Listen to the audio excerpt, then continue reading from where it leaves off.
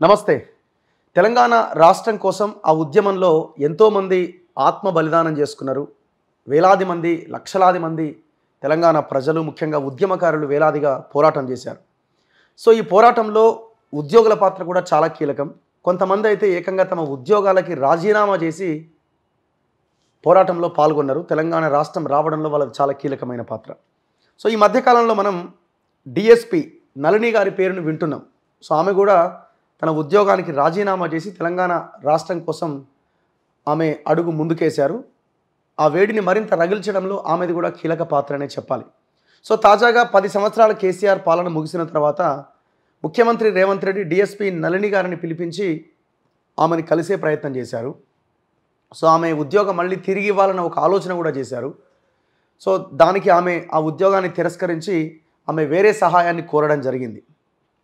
So ఇందులో భాగంగా ఇట్లాంటి వాళ్ళు కొంతమంది మనకు కనిపిస్తారు. సో అట్లాంటి వారిలో డిఎస్పి నళిని గారి కంటే ఒక పెద్ద ఉద్యోగానికి రాజీనామా చేసి తెలంగాణ ఉద్యమంలో జేఏసీలో చాలా కీలక పాత్ర పోషించిన ఒక వ్యక్తి నా ముందున్నారు. సార్ పేరు Prabhanjan Kumar Yadav. So sir BC హక్కుల కోసం పెద్ద ఎత్తున పోరాటం చేస్తున్నారు, బహుజన హక్కుల కోసం. సో స్టిల్ ఆయన ఇంకా తన పోరాటాన్ని ముందుకు తీసుకెళ్లే ప్రయత్నం చేస్తున్నారు. సో గతంలో కూడా చాలా పేపర్స్లో నమస్తే తెలంగాణలో ఆయన రిజైన్ చేసినప్పుడు వచ్చిన వార్తా కథనం ఇది. సమైక్యవాదుల కుట్రలకు నిరసనగా టీ అధికారి రాజీనామా, పదవిని త్యజించిన IAS Prabhanjan Yadav. So IAS అంటే ఇండియన్ ఇన్ఫర్మేషన్ సర్వీసెస్, ఇది కేంద్ర ప్రభుత్వ ఉద్యోగం, కేంద్ర ప్రభుత్వ సమాచార శాఖలో ఉద్యోగం. దాదాపు ఆయన 10-15 సంవత్సరాల ఉద్యోగం ఉండంగానే రాజీనామా చేసి తెలంగాణ ఉద్యమంలో ఢిల్లీ జేఏసీకి కో కన్వీనర్గా వ్యవహరించారు. ఢిల్లీ జేఏసీలో సో కన్వీనర్గా అప్పుడు రామకృష్ణారెడ్డి గారు, సో కో కన్వీనర్గా ప్రభంజన్ కుమార్ యాదవ్ గారు ఉండేవాళ్ళు. సో తెలంగాణ నుంచి ఎవరక్కడికి వెళ్ళినా వీళ్ళు చాలా హెల్ప్ చేస్తూ ఉండేవాళ్ళు. అక్కడ చాలామందిని కల్పించే విషయంలో కావచ్చు, ఏదైనా డ్రాఫ్టింగ్ విషయంలో కావచ్చు, వాళ్ళు అక్కడ పోరాటం చేస్తూ సో ఇంకా ఉద్యమాన్ని ముందుకు తీసుకెళ్లారు. ఆనాడు వచ్చిన కథనం, వచ్చిన తెలంగాణను సమైక్యవాదం పేరుతో అడ్డుకునే కుట్రలు నిరసిస్తూ కేంద్ర ప్రభుత్వ తెలంగాణ ఉద్యోగి డాక్టర్ ప్రభంజన్ యాదవ్ తన ఉద్యోగానికి రాజీనామా చేశారు. కేంద్ర ప్రభుత్వ సమాచార ప్రసార శాఖలో ఆయన 15 ఏళ్లుగా ఇండియన్ ఇన్ఫర్మేషన్ సర్వీసెస్ అధికారిగా బాధ్యతలు నిర్వర్తిస్తున్నారు. గత 3 ఏళ్లుగా ప్రణాళికా సంఘంలో సమాచార అధికారిగా బాధ్యతలు నిర్వర్తించారు. 6 దశాబ్దాలుగా స్వరాష్ట్రం కోసం తెలంగాణ ప్రజలు చేస్తున్న పోరాటం, 1000కి పైగా ప్రాణత్యాగాల అనంతరం వచ్చిన ప్రత్యేక తెలంగాణ రాష్ట్ర ఏర్పాటును అడ్డుకునేందుకు సీమాంధ్ర నేతలు కుట్రలు చేస్తున్నారని ప్రభంజన్ యాదవ్ ఆగ్రహం వ్యక్తం చేశారు. ఆ కుట్రలతో తీవ్రంగా మానసిక క్షోభకు గురయ్యానన్నారు. ఆ కుట్రలకు నిరసనగా తన ఉద్యోగానికి రాజీనామా చేశానన్నారు. శనివారం విజయ్ చౌక్ వద్ద ఆయన విలేకరులతో మాట్లాడారు. ఇకపై తెలంగాణ పునర్నిర్మాణ ఉద్యమంలో ప్రత్యక్షంగా పాల్గొంటానని చెప్పారు. సో ఇట్లా ఆయన వరంగల్ జిల్లా పాలకుర్తి మండలం గూడూరు గ్రామానికి చెందిన ప్రభంజన్ యాదవ్ జర్నలిజంలో డాక్టరేట్ కూడా చేశారు. చాలా పత్రికల్లో ఆయన సీనియర్ జర్నలిస్ట్గా, బ్యూరో చీఫ్గా చాలా పెద్ద పెద్ద పోస్టులో ఆయన పనిచేయడం జరిగింది. సో ఇప్పుడు పాయింట్ ఏంటంటే, మరి ఇట్లాంటి వాళ్ళని కూడా ప్రభుత్వం పిలిచి మాట్లాడాలి కదా, వాళ్ళను కూడా ప్రభుత్వంలో భాగస్వాములను చేసి, ఇప్పుడు సార్ ఏమో బీసీ హక్కుల కోసం కొట్లాడుతూ ఉన్నారు. ఆ బీసీ హక్కులను ఇంకా ముందుకు తీసుకెళ్లడంలో, వాళ్ళను ఇంకా భరోసా కలిగించడంలో వీళ్ళని కూడా భాగస్వాములను చేస్తే బాగుంటుంది కదా అన్న ఒక అభిప్రాయంతో సార్ నేను ఇంటర్వ్యూకి పిలవడం జరిగింది. ఒక్కసారి ఆనాటి జ్ఞాపకాలు గుర్తు చేస్తూ గత ప్రభుత్వం, ఈ ప్రభుత్వము అన్నింటి మీద మనం ఒకసారి డిస్కస్ చేద్దాం. సార్ నమస్తే. సో వెల్కమ్ టు మన తొలి వెలుగు. సో ముందుగా మీకు థ్యాంక్ యూ వెరీ మచ్, ఎందుకంటే మీరు చాలా పెద్ద పోరాటం చేస్తున్నారు కూడా ఇంకా. సో మీ గురించి ఏం చెప్తారంటే, ఎక్కడ స్టార్ట్ చేశారు మీరు? నేను 1988లో ఈనాడులో జర్నలిస్ట్గా మొదలుపెట్టాను కెరీర్. ఓకే. అక్కడ పనిచేస్తున్న క్రమంలో వివక్ష, ఆంధ్ర తెలంగాణ వివక్ష చాలా ఎక్కువగా ఉండేది. సో తెలంగాణ వాళ్ళం జర్నలిస్టు చాలా ఫింగర్ మీద లెక్క పెట్టేటువంటి పరిస్థితి ఉండేది. సో ఆ వివక్షను భరించలేక, ఆత్మను చంపుకోలేక అక్కడ ఉద్యోగానికి రాజీనామా చేశాం. ఆ రాజీనామా చేసి అప్పుడే ఉస్మానియా యూనివర్సిటీలో నేను చదువుతూ ఉన్నాను. అప్పుడు టెల్సో, తెలంగాణ లిబరేషన్ స్టూడెంట్స్ ఆర్గనైజేషన్ పెట్టాం. సో అట్లా పెట్టి స్టూడెంట్స్ని ఆర్గనైజ్ చేస్తూ ఒక ఉద్యమంలాగా తీసుకుపోతున్న క్రమంలో ఓ రోరి ఆందురోడా గుట్ట నక్క మోసగాడ ఇక కాసుకోర కొడుకో కదం దొక్కే తెలంగాణ అని పాటలు కూడా రాసి పాడినాం. ఓకే. అప్పుడు నిజాం కాలేజీ నుంచి గన్ పార్క్ వరకు, అమరవీరుల స్తూపం వరకు ర్యాలీ తీసి వందలాది మంది విద్యార్థులు తీసుకొచ్చాం. కాళోజీ గారు దానికి ముఖ్య అతిథిగా వచ్చారు. ఓకే. అట్లా విద్యార్థి దశ నుంచి తర్వాత జర్నలిస్ట్గా పనిచేస్తున్నప్పటి నుంచి తెలంగాణ ఉద్యమంలో భాగస్వాములైన. ఆ తర్వాత 96లో తెలంగాణ ఐక్య కార్యాచరణ సమితి ఏర్పడితే కూడా దాంట్లో నేను భాగస్వామిగా. ఓకే. సో జర్నలిస్ట్గా, ఉద్యమకారుడిగా హ్యాండ్ ఇన్ హ్యాండ్గా సైమల్టేనియస్గా కొనసాగించాం. సో 81 నుంచి ఇప్పటి వరకు కూడా నేను సామాజిక ఉద్యమాల్లో చురుగ్గా పాల్గొంటున్నాను. ఓకే. ఆ తర్వాత 10 ఏళ్ళు జర్నలిస్ట్గా పనిచేసిన క్రమంలో హెచ్విజే సెక్రటరీగా కూడా గెలిచాను 2 సార్లు. ఆ తర్వాత నాకు IAS Indian information service officer senior grade ఉద్యోగం వచ్చింది. గవర్నమెంట్ ఆఫ్ ఇండియా ఉద్యోగం వచ్చింది. సో ఆ ఉద్యోగం సివిల్ సర్వీస్లో భాగంగా ఉంటుంది. Indian information service. సో ఆ విధంగా పనిచేస్తున్న క్రమంలో 8 సంవత్సరాలు తెలంగాణలో పనిచేశాను. తెలంగాణలో Medak field publicity officer, Warangal, Karimnagar field publicity officer, ఆ తర్వాత హైదరాబాద్ ఆల్ ఇండియా రేడియోలో న్యూస్ ఎడిటర్గా, ఇక్కడ నుంచి ఢిల్లీ ఆల్ ఇండియా రేడియోకి ట్రాన్స్ఫర్ అయింది. సో అక్కడ కూడా న్యూస్ ఎడిటర్గా పనిచేశాను. పనిచేస్తున్న క్రమంలో నాకు ప్లానింగ్ కమిషన్ ఆఫ్ ఇండియాకి ట్రాన్స్ఫర్ అయింది. సో 5 సంవత్సరాలు నేను ఢిల్లీలో ఉద్యోగం చేశాను. ఆ ఉద్యోగం చేస్తున్నప్పుడు 2009 నుంచి తెలంగాణ ఉద్యమం ఊపందుకున్నది. ఊపందుకున్న క్రమంలో తెలంగాణ జేఏసీ ఢిల్లీ విభాగానికి నేను కో కన్వీనర్గా పనిచేశాను. ఓకే. రామకృష్ణ రెడ్డి గారు కన్వీనర్గా. సో అప్పుడు అక్కడ తెలంగాణ ఉద్యమకారులు ఢిల్లీకి వస్తే వాళ్ళకు పలు రకాలుగా మేము సహాయపడేది. ఎందుకంటే ఎంపీల ఇళ్ళు కానీ లేదా మినిస్టర్స్, తర్వాత కీలకమైన వ్యక్తులు ఎవరైతే ఉంటారో వాళ్ళ ఇళ్లకి తీసుకుపోయి వాళ్ళకి కావాల్సిన డ్రాఫ్టింగ్ లెటర్స్ కూడా మా ఆఫీస్లో కూర్చోబెట్టి అది చేశారు. ముఖ్యంగా కొండా లక్ష్మణ్ బాపూజీ గారు 98 ఏళ్ల వయసులో ఢిల్లీకి వచ్చి ఎముకల కొరికే చలిలో నెల రోజులు సత్యాగ్రహ దీక్ష చేశారు తెలంగాణ కోసం.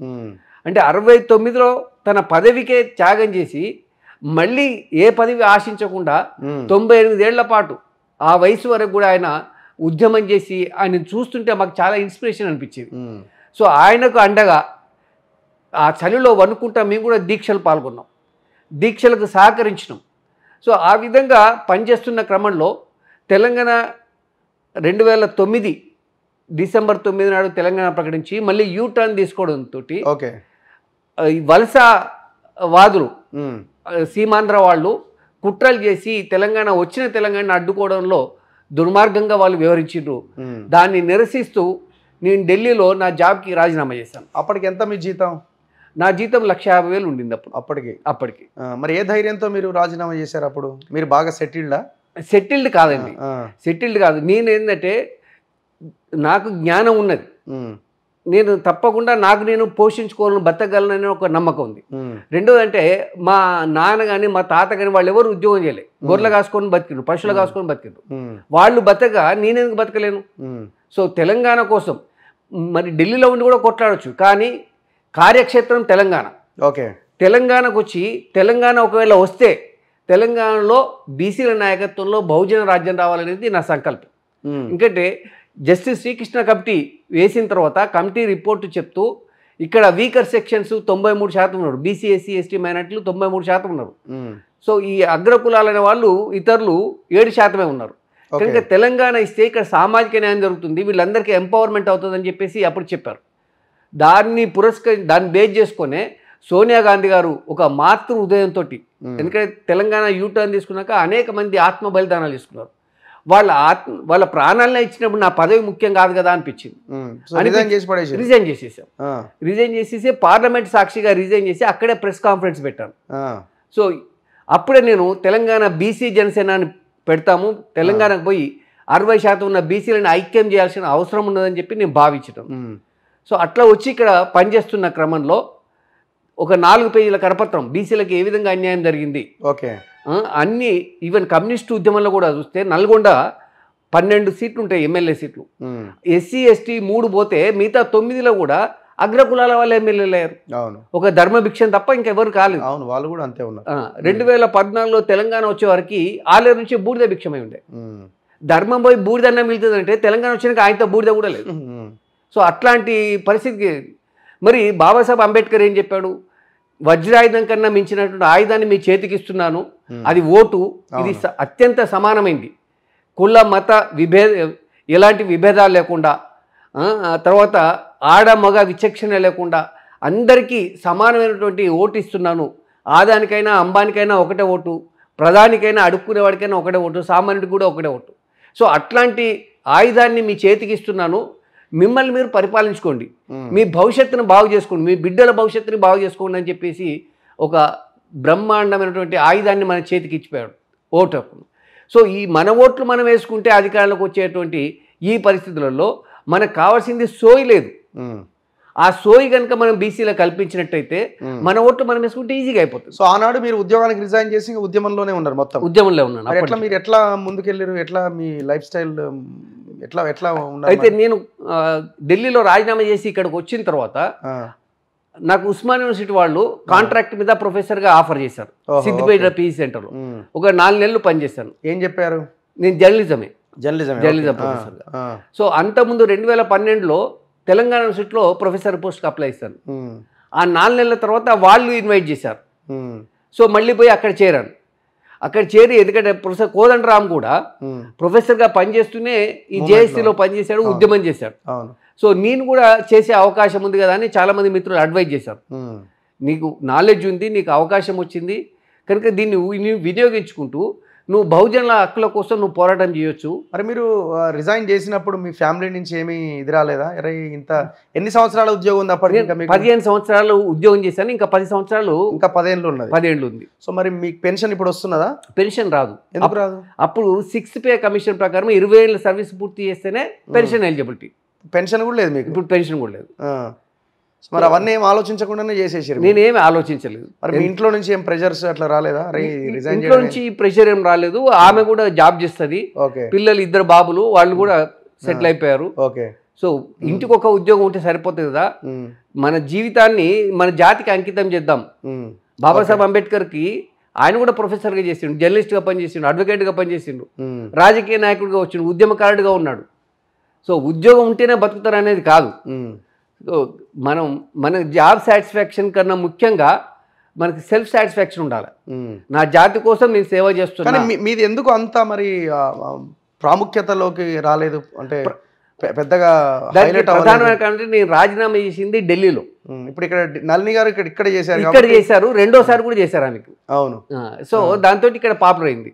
సో 2009లోనే నేను ఢిల్లీకి ట్రాన్స్ఫర్ అయ్యాను. ఈ తెలంగాణ ఉద్యోగుల సంఘం విఠల్ కూడా నా క్లాస్మేట్. మేమందరం కూడా, దాసో శ్రవణ్ కూడా నా క్లాస్మేట్ ఎమ్మెల్యే. మేమందరం కలిసి ఉద్యమాలు చేస్తున్నాం. అయితే నాకేంటంటే ఇటు ఉద్యోగం చేసుకుంటూ జర్నలిస్ట్గా పనిచేసుకుంటూ ఉద్యమాలు చేసేది. వృత్తి ప్రవృత్తి ఒకే విధంగా ఉంది కనుక ఆ విధంగా నేను చేశాను. లైమ్ లైట్లోకి ఎందుకు రావంటే అప్పుడు నేను రాజీనామా చేసింది హైదరాబాద్లో చేసి ఉంటే నాకు లైమ్ లైట్లోకి వచ్చింది. అవును. సో ఆ విధంగా నేను మరుగున పడ్డాను. సో ఆ తర్వాత ఏం చేశారు మీరు? ఇదే మూమెంట్లో ఉన్నారు? ఇదే మూమెంట్లో ఉన్నాను. తెలంగాణ అన్ని యూనివర్సిటీలో బీసీ టీచర్ల అసోసియేషన్ పెట్టాను. తెలంగాణ యూనివర్సిటీలో కూడా బీసీ టీచర్స్. మీకు ఏమైనా గుర్తింపు వచ్చిందా? తెలంగాణ వచ్చిన తర్వాత ఎవరైనా పిలిచారా మిమ్మల్ని? అరే రిజైన్ చేసినావు, పదవికి రాజీనామా చేసిన ఉద్యోగానికి కనీసం పిలిచిన వాళ్ళు ఉన్నారా ఎవరైనా? నాకు వినోద్ కుమార్ నాడు, బోయినపల్లి వినోద్ కుమారు. నేను ప్లానింగ్ కమిషన్ ఆఫ్ ఇండియాలో పనిచేస్తున్నప్పుడు ఆయన ఇలా నాకు డిగ్రీలో ఆయన సూపర్ సీనియర్. నేను BA ఫస్ట్ ఇయర్లో ఉంటే ఆయన BSc ఫైనల్ ఇయర్ స్టేట్ ప్రణాళిక సంఘం ఉపాధ్యక్షుడిగా పనిచేస్తున్నాడు. సో ఆయన నాకు మంచి ఫ్రెండ్. ఇద్దరు ఆయన ఢిల్లీకి వస్తే కూడా డిస్కషన్ చేసేది, మార్నింగ్ వాకింగ్ పోయేది, ఇండియా గేట్ కాడికి అక్కడ పోయేది, కలిసి అంటే బ్రేక్ఫాస్ట్, లంచ్, డిన్నర్ చేసేది. అలాగే నాకు అంటే తెలంగాణ ఉద్యమకాలు చాలా మంది నాకు పరిచయం. కోదండరామ్తో కూడా కలిసి పనిచేసినాం. సో నాకు అక్కడే ఢిల్లీలో గుర్తింపు ఉన్నది. కానీ ఇక్కడికి వచ్చిన తర్వాత తెలంగాణ వచ్చినాక నేను పోయి అప్రోచ్ అయ్యాను. ఎవరికి?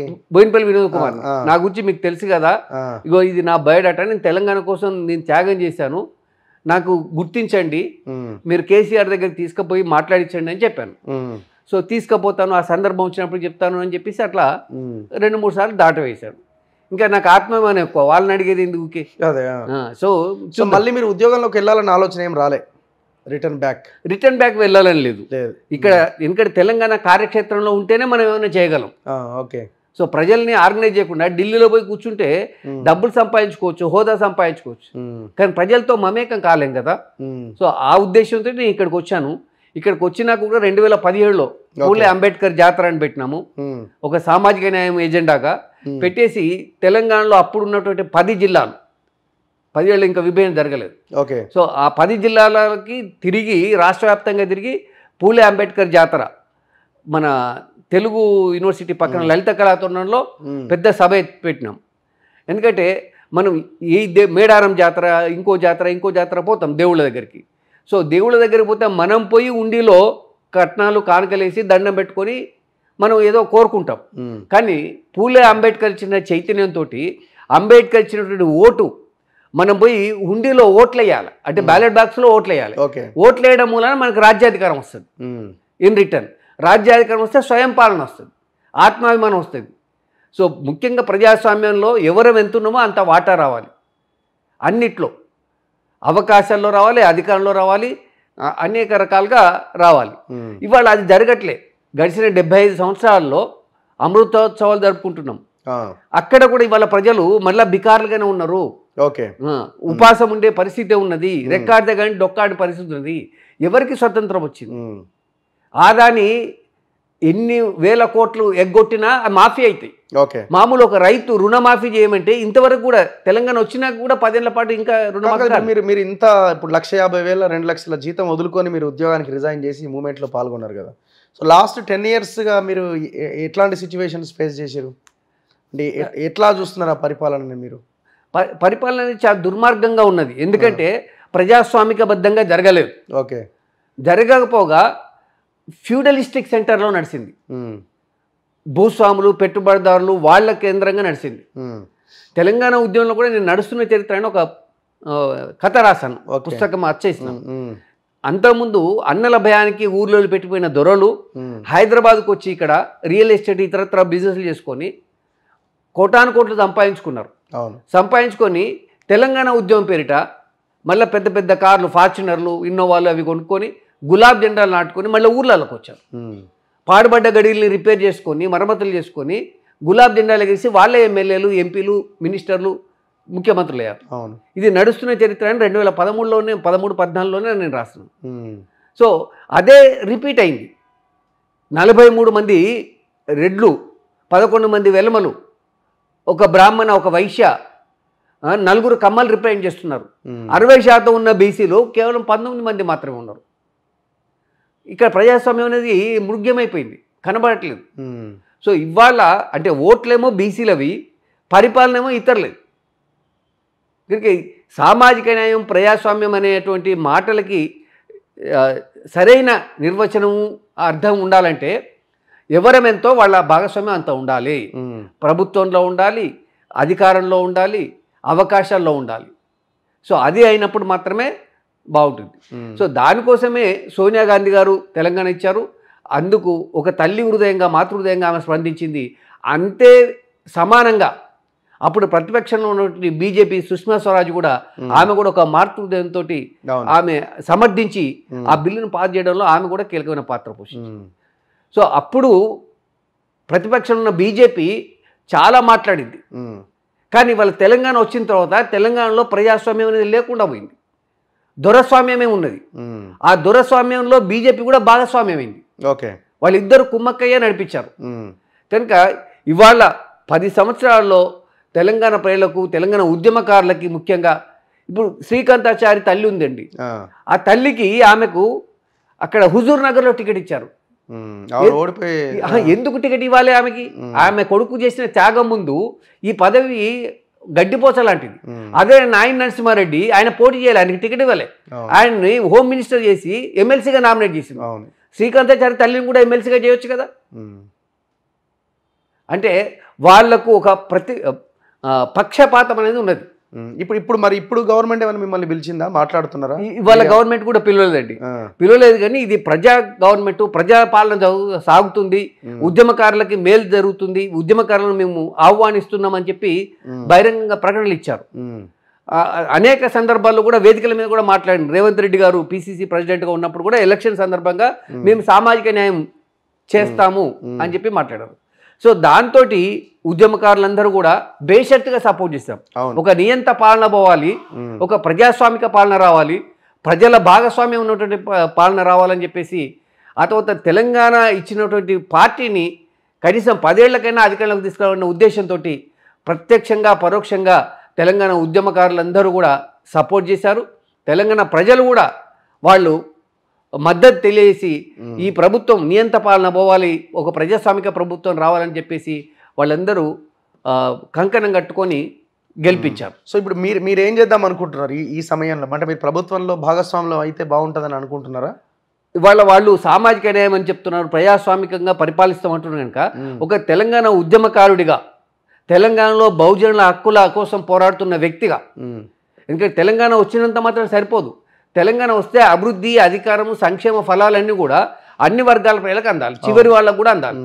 సో ఇవాళ రేవంత్ రెడ్డి కూడా ఒక ఉత్పత్తి కులం నుంచి వచ్చినవాడు, ఒక గ్రామీణ నేపథ్యం నుంచి వచ్చినవాడు, అన్ని కష్టాలు సుఖాలు తెలిసినవాడు కనుక ఇవాళ మంచి పాలన అందిస్తారని ఆశిస్తున్నాం. అదే ఆశించడం తప్పు కాదు, భవిష్యత్తులో చూడాలి, భవిష్యత్తులో ఆచరణలో తేలాలి. అవును, ఆశించడం వేరు, ఆచరణ వేరు. అవును. కనుక మాకైతే ఇంకా ఆశలు ఉన్నాయి. కానీ కాంగ్రెస్ పార్టీ ఒక పొరపాటు చేసింది. ఉదయపూర్ డిక్లరేషన్లో ఒక ఎంపీ స్థానంలో 2 ఎమ్మెల్యేలు బీసీలకు ఇస్తా ఉన్నారు. అవును, అంటే ఆ విధంగా 17 రెండు 34 సీట్లు రావాలి, కానీ రాలేదు. కేవలం 21 మాత్రమే ఇచ్చారు. అదే టీఆర్ఎస్ బీఆర్ఎస్ అనుకున్న వాళ్ళు 23 ఇచ్చారు. సో అట్లా పోల్చుకుంటే ఇవాళ కాంగ్రెస్ పార్టీ ఇంకా 2 సీట్లు తక్కువనే ఇచ్చింది. కనీసం ఈ నామినేటెడ్ పొజిషన్లలో ఎమ్మెల్సీలు, రాజ్యసభ, ఇంకా నామినేటెడ్ పొజిషన్స్ అన్నీ ఉన్నాయి కదా, దాంట్లోనన్నా బీసీలకు ఎక్కువ అవకాశాలు కల్పించి వాళ్ళ సామాజిక న్యాయం చేయాలని చెప్పేసి మేము కోరుకుంటున్నాం, డిమాండ్ చేస్తున్నాం. అసలు ఈ బీసీ వాదము ఎలక్షన్లకి ముందేనా తర్వాత కూడా వినిపించే వాళ్ళు ఎవరైనా కనిపిస్తున్నారా మీకు? నేను మొన్న ఎలక్షన్లకు ముందు కూడా పెద్ద పెద్ద మీటింగ్లు పెట్టిరు, హంగామా, హడావుడి, మళ్ళీ పత్తాలు ఎరిగేవారు. అంటే ఇప్పటి మళ్ళీ ఎలక్షన్లప్పుడు మళ్ళీ కనిపిస్తారు. ఇప్పటి వరకు బీసీ ఉద్యమాలు ఒక ప్రణాళికాబద్ధంగా జరగలేదు, నిర్మాణం కూడా లేదు. ఏదో కొద్దిమంది పేపర్లో ప్రకటనలు ఇచ్చి అక్కడిక్కడ ధర్నాలు చేసి షో చేసినటువంటి పరిస్థితి ఉంది. నా వయసు 61 సంవత్సరం. నేను దాదాపు 40 సంవత్సరాల నుంచి ఈ సామాజిక ఉద్యమాల్ని దగ్గరగా చూస్తున్నాను. ఓకే. సో బీసీ ఉద్యమాలు అదే మన దగ్గర దండోరా ఉంది, చాలా పకడ్బందీగా top to bottom to top నిర్మాణం ఉంది. ప్రతి గ్రామంలో కూడా దండోరా కమిటీలు ఉన్నాయి, అట్లాగే మాల మహానాడు కమిటీలు ఉన్నాయి. కానీ బీసీలకు లేవు, బీసీలకి లేవు. కనుక ఇప్పటికీ ఆర్ కృష్ణయ్య గారు జాతీయ బీసీ సంక్షేమ సంఘం అని పెట్టుకున్నారు, నిర్మాణం లేదు. ఎవరి సంఘం వాళ్ళదే ఉన్నది, ఎవరి సంఘం వాళ్ళదే ఉంది. సో కనుక వాళ్ళ స్వప్రయోజనాలు ఆశించి ఒక కొంతమంది గ్రూపుగా ఉండి కొన్ని ఉద్యమాలు చేస్తున్నట్టు కనబడుతున్నాయి, కానీ ప్రణాళికాబద్ధంగా నిర్మాణాత్మకంగా మాత్రం జరగలేదు. కానీ మేము చట్టసభల్లో బీసీ రిజర్వేషన్ల కోసం సామాజిక న్యాయం చేసని ఓ 10-15 బీసీ సంఘాలని, ఎస్సీ ఎస్టీ మైనారిటీ సంఘాలను కలిపి మేము ఒక ప్రణాళికాబద్ధంగా ఉద్యమాన్ని ముందుకు తీసుకోవాలని ప్రయత్నం చేస్తున్నాం. మొన్న అక్టోబర్ 1 నాడు మొదలుపెట్టినాము. ఓకే. ఆ తర్వాత బీపీ మండల్ మనవాడు ప్రొఫెసర్ సూరజ్ మండల్ని పిలిచి ఉస్మాన్ యూనివర్సిటీలో ఒక సెమినార్ పెట్టినాము. ఇవాళ 33 జిల్లా కేంద్రాల్లో కూడా అలాంటి సభలు సదస్సులు పెట్టడం, అన్ని విశ్వవిద్యాలయాల్లో సభలు సదస్సులు పెట్టి దాన్ని ఒక నిర్మాణం చేయాలనుకుంటున్నాం. రాష్ట్రం నుంచి జిల్లా, జిల్లా నుంచి నియోజకవర్గం, నియోజకవర్గం నుంచి మండలం, మండలం నుంచి గ్రామ స్థాయి నుంచి, ఎందుకంటే ఓట్లు వేసేది గ్రామ స్థాయి నుంచి, పోలింగ్ బూతులు ఉంటాయి, బూత్ కమిటీల కాంచి నిర్మాణం చేసుకుంటూ రావాలని చెప్పి మేము సంకల్పించినాం. సామాజిక న్యాయమే ఎజెండాగా ఎవరమెంతో వాళ్ళకంతా ఆ వాటా కోసమే ఇవాళ ఉద్యమాన్ని నిర్వహించాలని చెప్పి వ్యూహం రచించడం. ఓకే, చూద్దాం ఏం జరుగుతుంది, ఎట్లా ఏ విధంగా ముందుకెళ్తారు అన్నది. సో మీలాంటి వాళ్ళకు కూడా ప్రభుత్వం ఏమైనా భాగస్వామ్యం కల్పిస్తే ఇంకా బాగుంటుంది, ఎందుకంటే ఉద్యమకారులు అన్నదే ప్రధానమైన ఇది కదా. ఎస్. సో దాన్ని బేస్ చేసుకుని మేము అధికారంలోకి వచ్చినామంటున్నారు, మేము చేస్తామని అంటున్నారు, ఏం చేస్తారన్నది చూడాలి. ప్రభుత్వం అవకాశాలు ఇస్తే కలిసి పనిచేస్తాం. ప్రభుత్వం అలాంటి ఉద్యమకారులని గుర్తించకపోతే అయినా మేము ప్రజల్లో ఉండి పనిచేస్తాం. సో అంతిమంగా ఏంటంటే ఈ దేశంలో ప్రజాస్వామ్యానికి నిజమైన నిర్వచనం ఏర్పడాలి, ప్రజల భాగస్వామ్యం ఉండాలి, ప్రజల ప్రాతినిధ్యం ఉండాలి. కేవలం పిడికడి మంది ఉన్నటువంటి వాళ్ళ ప్రాతినిధ్యం కాదు, అది ఏ ప్రభుత్వం అయినా కావాలి. ఆశించవచ్చా ఏ ప్రభుత్వం ఇప్పుడున్న పార్టీ నుంచో ఇంకా వేరే పార్టీల నుంచో సామాజిక న్యాయం అన్నది ఆశించడానికి అవకాశం ఉందా? వాళ్ళే పెట్టుబడిదారులు, వాళ్ళే కార్పొరేట్లు, వాళ్ళ వ్యవస్థ, ప్రత్యామ్నాయమైన రాజకీయ నిర్మాణం జరగాలి, పార్టీ పుట్టుక రావాలి. ఎందుకంటే ఇప్పటి వరకు ఉన్న కొన్ని పార్టీలు కూడా వాళ్ళు ఆశించిన మేరకు పనిచేయలేదు. అవును. కనుక ఇవాళ ఎందుకంటే అవసరమే అన్ని నేర్పిస్తుంది, necessity is the mother of invention. కనుక ఇవాళ సిచ్యువేషన్ డిమాండ్ చేస్తే రేపు ఒక నిజాయితీ గల పార్టీ రావచ్చు ప్రజల నుంచి, ఆ పార్టీనే రేపు టికెట్లు పంచుతుంది, అధికారంలో కూడా వస్తుంది. ప్రజల్లో ముఖ్యంగా ఓటు చైతన్యము, ఒక నిశ్శబ్ద విప్లవం తీసుకురావాలనేది మా సంకల్పం. ఎందుకంటే భారత రాజ్యాంగంలో ఎక్కడ కూడా ఓటు అమ్ముకోవాలి కానీ కొనాలని కానీ లేదు. 94లో ఆంధ్రప్రదేశ్, అప్పుడు ఉమ్మడి ఆంధ్రప్రదేశ్కి కాంశీరామ్ వచ్చారు. వచ్చి ఓటు అమ్మారా రాజు తుమారా నైచెల్లగా అన్నారు. సో 94లో ఎన్టీ రామారావు అధికారంలోకి వచ్చారు. 95లో చంద్రబాబు వెన్నుపోటు పొడిచి అధికారంలోకి వచ్చాడు. వచ్చిన తర్వాత మీ ఓట్లు ఉన్నాయని మీరు మురిసిపోతున్నారు కదా, మీ ఓట్లు మీకు కాకుండా చేస్తాం, మా నోట్లతో మేము కొనుక్కుంటామని ఆ రోజే గెలుపు గుర్రాల పేరిట కాంట్రాక్టర్లకి కార్పొరేట్లకి టికెట్ చేయడం అనేది చంద్రబాబు నాయుడుతోటే మొదలైంది. సో ఇవాళ ప్రజలే డిమాండ్ ఓటుకింత ఇయ్యమని హుజురాబాద్లో కానీ మునుగోడులో కానీ డిమాండ్ చేసేటువంటి దుస్థితి దారితీసింది. కనుక ఈ మార్పు ఎప్పటికి ఉంటుందని నేను అనుకోవట్లేదు. ప్రజల్లో చైతన్యం వస్తే తప్పకుండా వాళ్ళు ఇతర అంటే ఈ కార్పొరేటు రాజకీయాల్లో డబ్బులు తీసుకున్నా కూడా రేపు వాళ్ళకి ఓట్లు వేయకపోవచ్చు. ఒక బీసీలో, ఒక ఎస్సీలో, ఒక ఎస్టీలో వాళ్ళగా విడిగా పోరాటం చేసిన అధికారం అనేది కష్టమే కదా.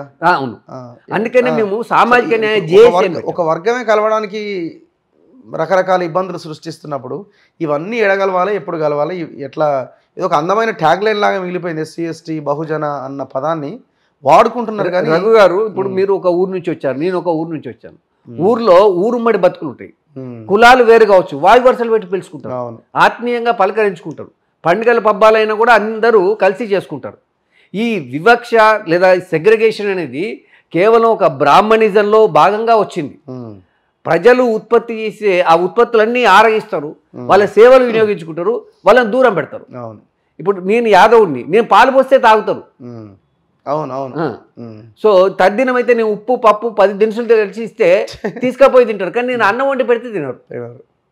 అవును. కనుక ఇలాంటి పరిస్థితులలో ప్రజల్లో చైతన్యం వస్తున్నది. కాకపోతే ఏంటంటే ఆ చైతన్యం ఒకేసారిగా ఆశించిన రీతిలో రాలేదు. సో ఇవాళ మనం కలగన్న యూపీ అంటే ఒక మినీ భారతదేశ్, అట్లాంటి చోటనే ఎస్పీ బీఎస్పీల కలయికతోటి ఒక సామాజిక న్యాయం అనే ప్రభుత్వం ఏర్పడింది కదా. ఆ తర్వాత బీఎస్పీ కూడా 4 సార్లు ముఖ్యమంత్రి అయింది కదా. అఖిలేష్ యాదవ్ కూడా ముఖ్యమంత్రి అయ్యాడు కదా. కనుక విభజించి పాలించడం అనేది ఈ బ్రాహ్మణ నీతి, ఆర్యుల నీతి. సో తెలంగాణలో ఆ సిచ్యువేషన్ వస్తుందంటారా? బీసీ బహుజన రాజ్యాధికారం తప్పకుండా వస్తుంది. ఉందా ఇంకొక 20 ఏళ్ళకైనా? 20 ఏళ్ళకైనా వస్తుంది, 2028 వస్తుంది. ఓకే. ఎందుకంటే దాన్ని సిన్సియర్గా పనిచేసే వాళ్ళు కావాలి. ఒక జిల్లాకి ఒక 100 మంది చొప్పున 3300 మంది ఫుల్ టైమర్స్ ఉంటే తప్పకుండా వస్తుంది. సో ఇవాళ ప్రజలందరూ, ఎందుకంటే చాలా సునాయాసంగా భారతదేశంలో కమ్యూనిస్టు ప్రభుత్వం మొట్టమొదటి కేరళ ఏర్పడినా కూడా సాయుధ పోవడం ద్వారా రాలే, ఓట్ల ద్వారానే వచ్చింది. ఈఎంఎస్ నమోదు ముఖ్యమంత్రి అయ్యాడు. త్రిపురలో, బెంగాల్లో 36 సంవత్సరాలు సిపిఎం పరిపాలించినా కూడా ఓట్ల ద్వారానే వచ్చింది. అలాగే యూపీలో SP BSP, Aam Aadmi party కూడా ఓట్లతో వచ్చింది. అంతే కదా. ఈవెన్ టీఆర్ఎస్ తెలంగాణలో వస్తే కూడా ఓట్ల ద్వారానే వచ్చింది. కనుక ఈ మెజారిటీ ఓట్లు మెజారిటీ ప్రజలై ఉన్నాయి. 60% ఉన్న బీసీలు ఇవాళ పోలయ్యేటి ఒక గెలిచిన 65%, 70% పోలవుతున్నాయి. గెలిచిన వ్యక్తికి 30% ఓట్లు వస్తున్నాయి. అంతే. సో బీసీలలో చైతన్యం వస్తే సగం మంది వేసుకున్న 30% ఈజీగా గెలుస్తారు. దానితోడు ఎస్సీ ఎస్టీలు ఎట్లాగా ఉంటారు.